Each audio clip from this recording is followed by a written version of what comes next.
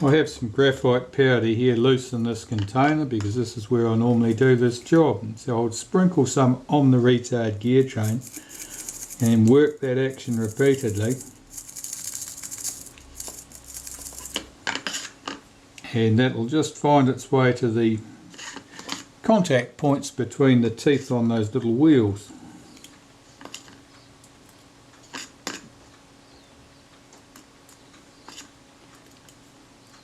I don't lubricate those with watch oil or anything else. I know some people think it's a good idea, because when I tested that to see how it went, it noticeably slowed the action of the mechanism. Made it nice and quiet, also made it run slow. Shutters aren't watches. You wouldn't expect them to need the same stuff. I'll blow this graphite powder out and move on. These shutter blades are quite marked. I'm going to polish them with a bit of Brasso. I don't particularly like polishing these blades with Brasso. These have got an extra piece, an extra layer here, so they're laminated at the top piece there, these brass things being rivets holding it together. I dislike having to polish those because there's a chance the polish will seep in underneath those, between those two pieces of metal, and there'll be a bugger getting them clean later. But these blades are quite marked, so they'll benefit for some polishing. So I'm going to do that. So here I'm just cleaning these, or polishing the shutter blades, just using Brasso. You have to be careful, don't want to bend the blade or damage it in any way, so you got to be careful not to catch the cotton bud on the edge of the blade and bend it up.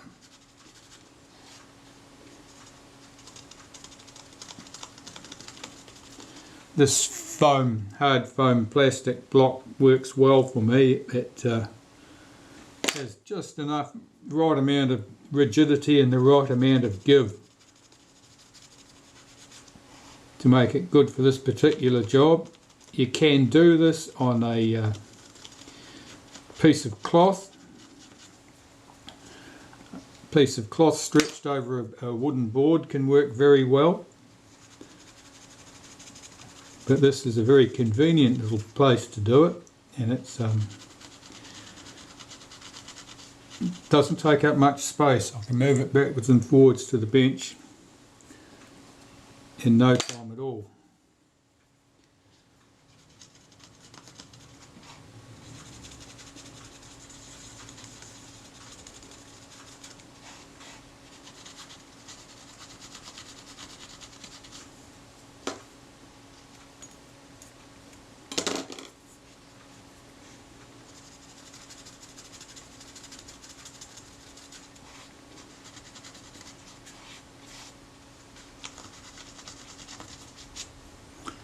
That should do. And now I'll just swab all those blades clean and I should be ready to assemble the shutter. I'll unhook that spring, swing this into the blade's open position and start placing my shutter blades.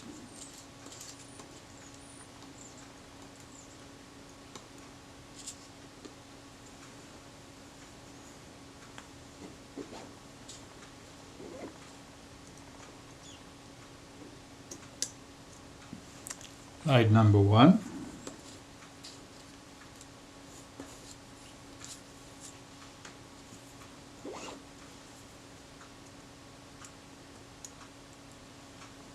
Blade 2.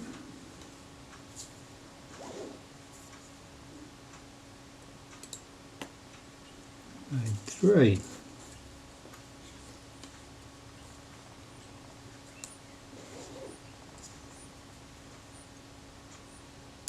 Blade 4. Whoops, there's a bit of cotton caught on there.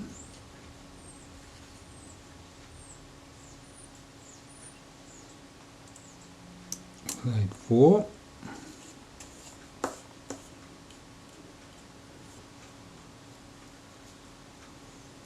Blade 5.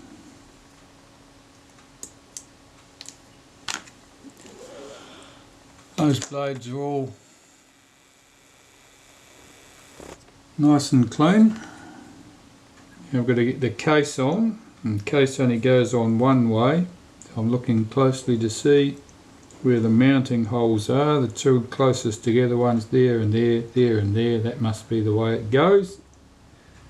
Let's drop the case over the top.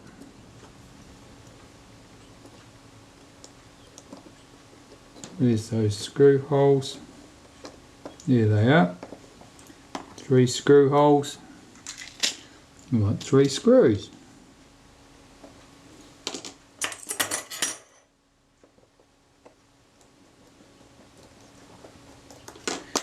Just as with the diaphragm blades, don't go crazy doing the screws up. Just do them up very lightly.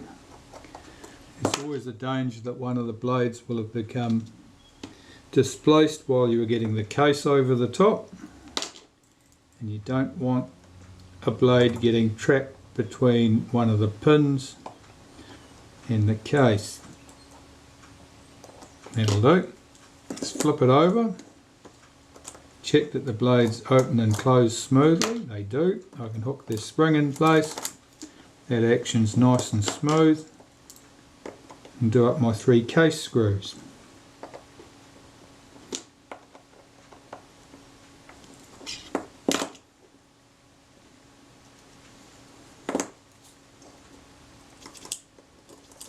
Here's our shutter, all clean and ready to go. So, I can start putting the bits and pieces back on the mechanism plate now, which means I need to start cleaning them up. All of these just need to be swabbed lightly with naphtha just to remove any traces of old grease and dirt.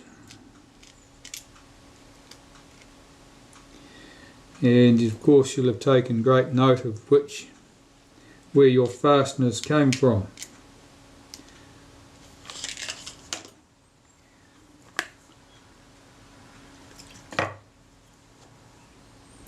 That's our high-speed spring, gives us our 500th of a second speed, or something that approaches it.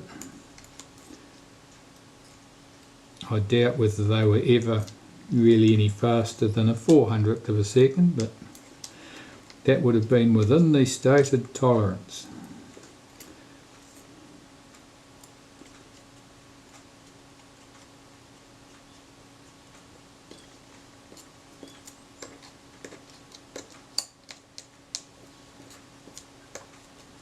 These components are quite clean. You wouldn't get into any trouble if you'd skipped this part. But it's good policy to make sure you get rid of all that old stuff, because if there's oil and grease on there, 99 times out of 100 it's not in a useful place, and if it was in a useful place it's still no good because it's old and dried out and it will have gathered up all manner of contaminants. Okay, that shoulder screw, I'll just get that clean, that should be fine. Okay, that's enough. Start putting things in.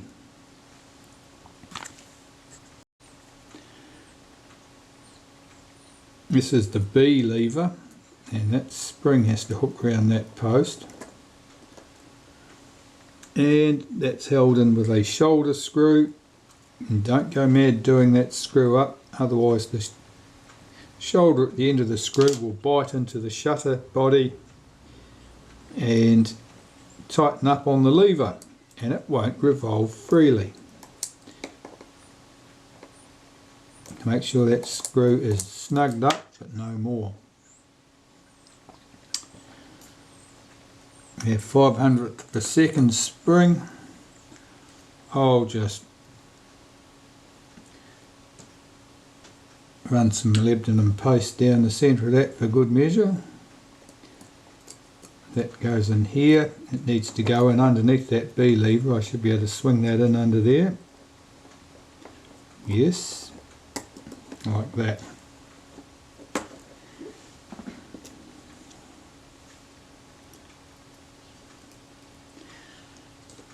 This lever, I'll just put a touch of molybdenum paste on the pivot point.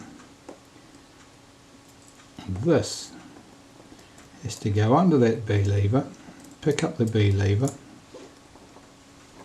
sit over its post and have the spring tucked down inside the case. So we've got everything there except the B lever and it's in the wrong side of it. See if we can sneak that thing under there. Yep. That worked. We won't tell anyone about that.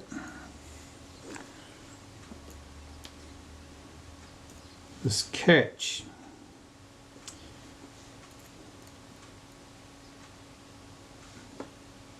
The spring for this catch, yeah, you see it in various places. Sometimes it's mounted on the catch, sometimes it's somewhere else. And that down, check that moves freely, it does.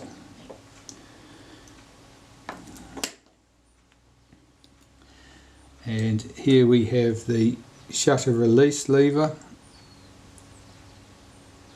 Just put a tiny smear of molybdenum paste on those surfaces. Now, it's got a return spring which has just fallen off just to cause me grief. Get that back on there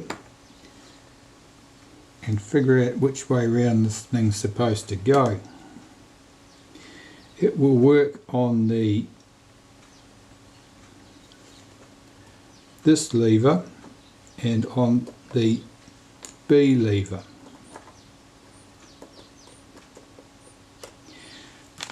Okay. I'll just take that off there, put this lever on there and then work out which way round that spring should have sat. Get this on its pivot. That arm goes in there. That arm goes there. That's better. Now this little piece.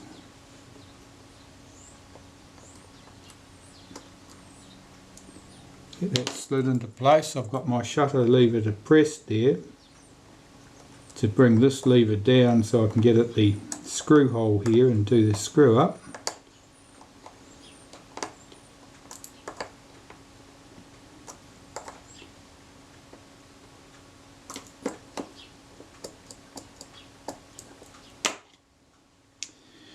Right, so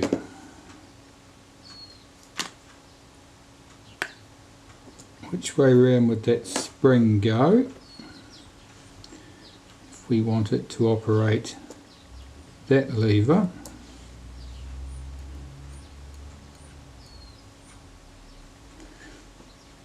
And that lever, that I would want swinging that way. Oh, this is looking tricky.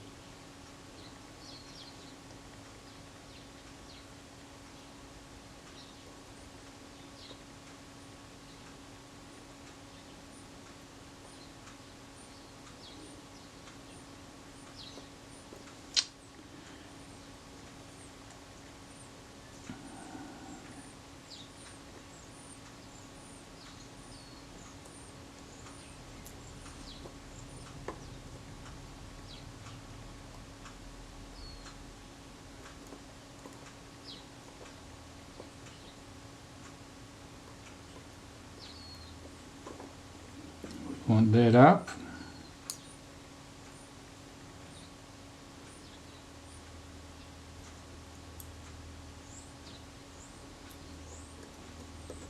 This one down. Alright, I'll have to figure that one out. No, I was able to sort that one out. Basically, the long arm of that spring goes against the inside of the case at this point. The short arm goes against that pin here to spring load this piece. And that's all that was required there. There's a little groove in the case where that spring will bear. Okay, so the shutter there is assembled, bar the main lever. And this I want to clean carefully. It's a little bit grimy. This is called the bird paw in particular. That needs to move smoothly. But that all looks to be in good order, so I'll clean that and we'll put it in place. Right, I'll apply some molybdenum paste to various pieces. This lever, that lever, these 2 points, and that catch I think we would measure.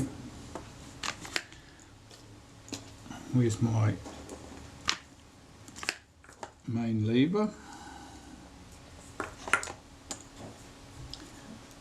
Once round the inside lip, once round the outside, and on the bird paw.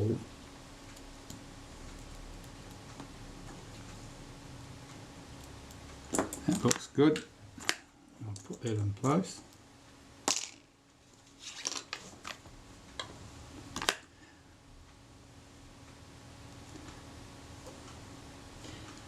I might just wipe down the side of that spring while I'm here.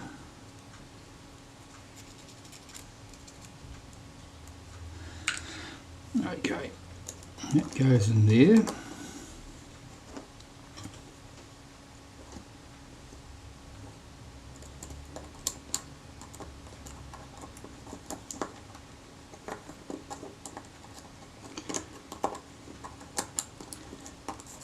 That back, get that out from underneath.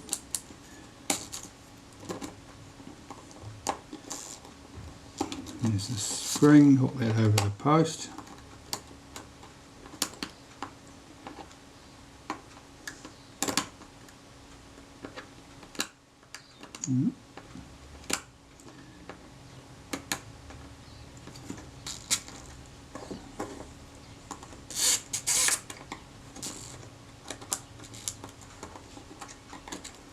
It looks good.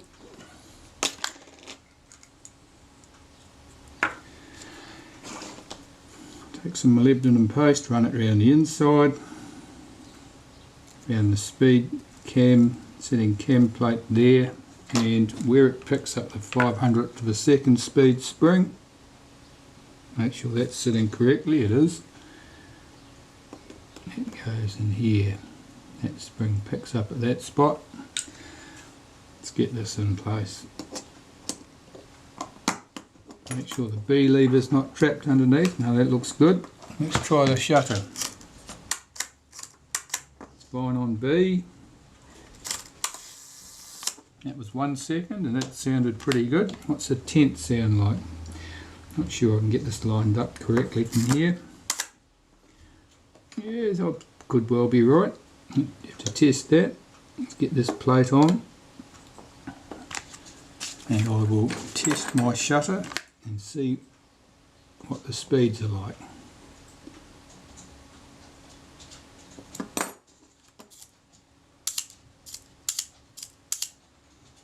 And 25th. They sound pretty good. I'll go and test those. Speeds seem okay. I'll put the lenses back in.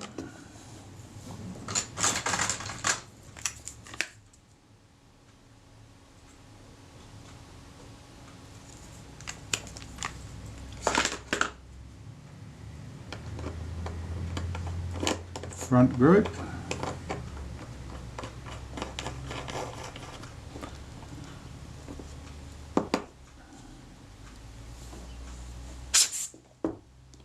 The rear group.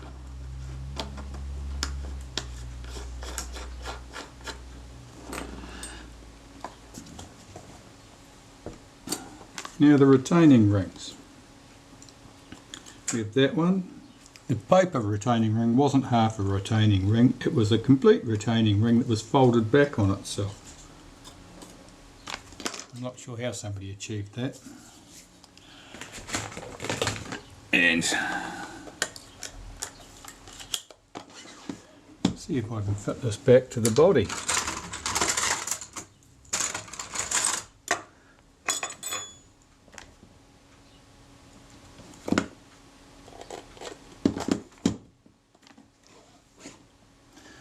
It's looking hopeful. Yeah, it couples to the plate correctly. Let's get the retaining ring in place.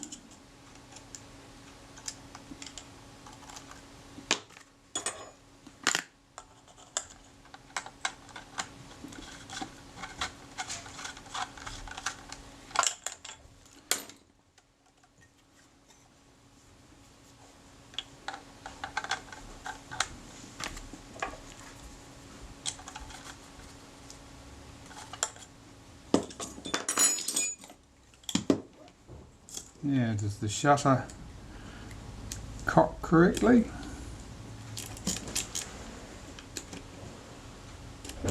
There's not enough action on that film or that shutter release to press it far enough. It's not releasing every time.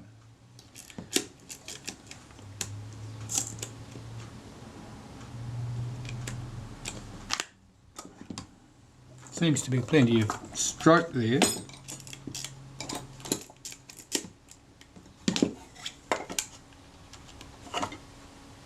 Oh yeah, if you touch that it immediately goes. That means that the linkage here need to take a bit of slack out of that. I need to change the shape of it slightly.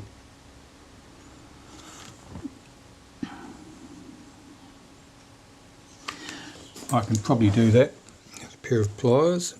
What I'll do is I'll remove the lens and shutter assembly and tighten up the shutter release arm and then pop it back in place.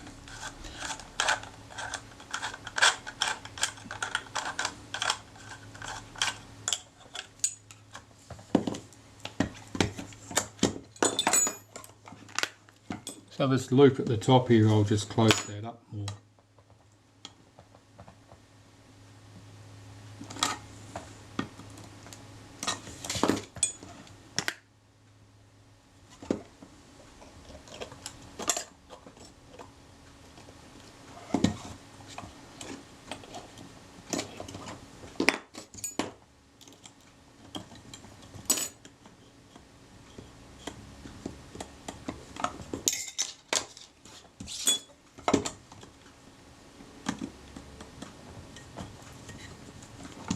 Located.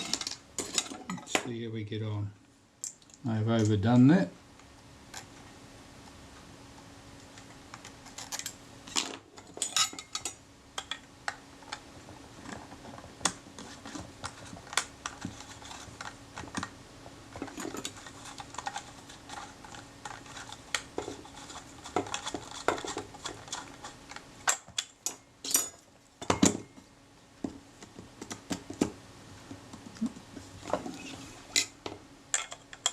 That shutter's not coupling particularly well with the plate behind it.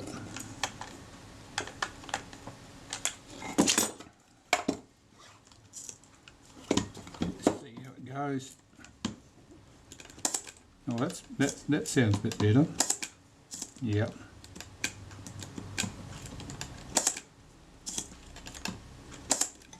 Okay, so the shutter release is good. I have to check my focus and see how that behaves. Focus isn't quite correct. It doesn't come all the way back to infinity, so I'm going to remove one of those shims and see how I get on.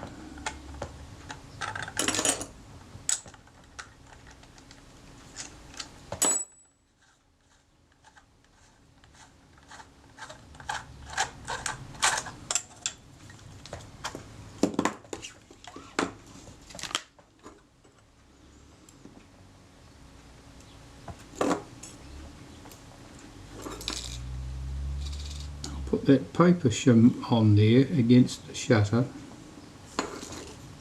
and put the thinner of the two metal shims behind it and remove the other. Now while I've got it here, I've got to put that tab back on there for my aperture pointer. This is the right time to do it.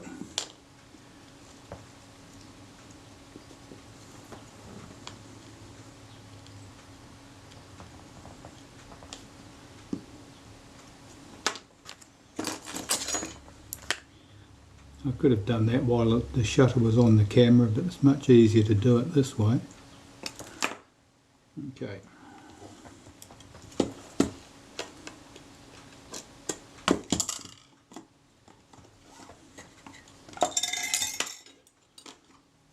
Alright. Let's try that again.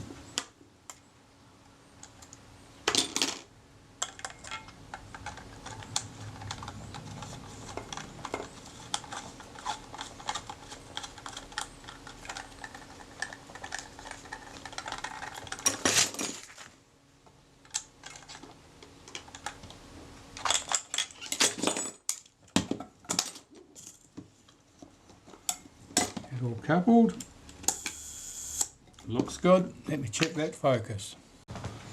Well, I'd say that's about it. Here's our Retina 2 type 122, all serviced and working. It was okay cosmetically when it came in, so nothing much has been done there.